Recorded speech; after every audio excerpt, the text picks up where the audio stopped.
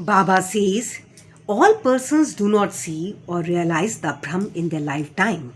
Certain qualifications are absolutely necessary. First, mumukshu or intense desire to get free. He who thinks that he is bound and that he should get free from bondage and works earnestly to that end and does not care for any other thing is qualified for the spiritual life. Second, virakti or a feeling of non attachment with the things of this world and the next. Unless a man feels disgusted with the things and honors which his actions would bring in this world and the next, he has no right to enter into the spiritual realm. Third, antarmukh, introversion. Our senses have been created by God with a tendency to move outward, and so man always looks outward and not inward. He who wants self realization and immortal life must turn his gaze inwards and look to his inner self. Fourth, catharsis, eliminating all base ideas and emotions. Unless a man has turned away from wickedness and stopped from doing wrong and has entirely composed himself, and unless his mind is at rest, he cannot gain self realization even by means of knowledge.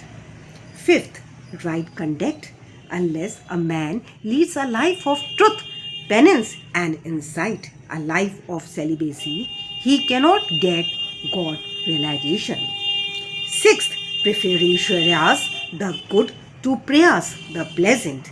There are two sorts of things, viz. The good and the pleasant. The former deals with the spiritual affairs and the latter with mundane matters. Both these are open to man for acceptance. He has to think and choose one of them. The wise man prefers the good to the pleasant, but the unwise, through greed and attachment, chooses the pleasant.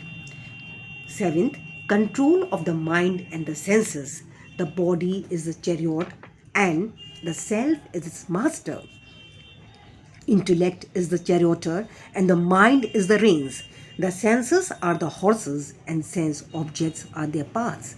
He who has no understanding and whose mind is unrestrained has his senses unmanageable.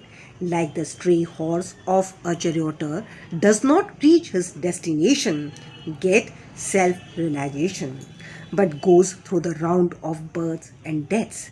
But he who has understanding and whose mind is restrained has his senses under control, like the good obedient horse of a charioteer, reaches the destination, that is, the state of self realization, whence he is not born again. The man who has understanding has as his charioteer guide and is able to rein his mind reaches the end of the journey, which is the supreme abode of the all-pervading Vishnu Lord. Eighth, purification of the mind. Unless a man discharges satisfactorily and disinterestedly the duties of his station in life, his mind will not be purified, and unless his mind is purified, he cannot get self realization. It is only in the purified mind that vivek, disattachment to the unreal, crop up and lead on to self realization.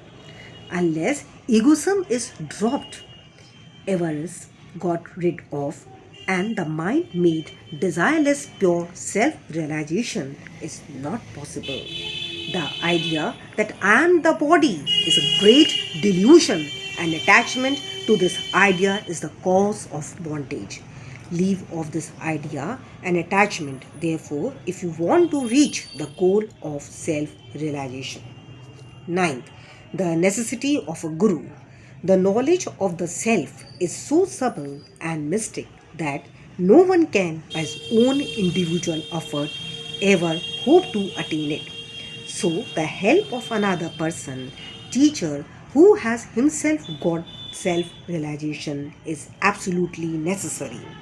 What others cannot give with great effort and pains, can be easily gained with the help of such a teacher, for he has walked on the path himself and can easily take the disciple step by step on the ladder of spiritual progress.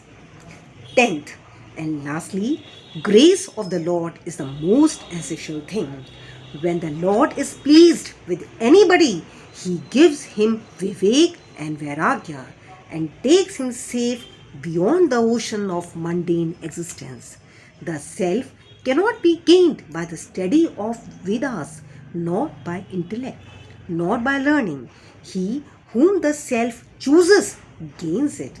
To him the self reveals its nature, says the Katha Upanishad.